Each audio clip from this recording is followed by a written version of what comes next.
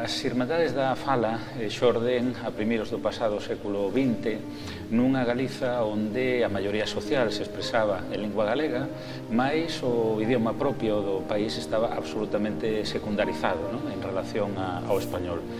E as escolas do veciño de Ángel Casal lo quixeron ser unha especie de vacina ou de alternativa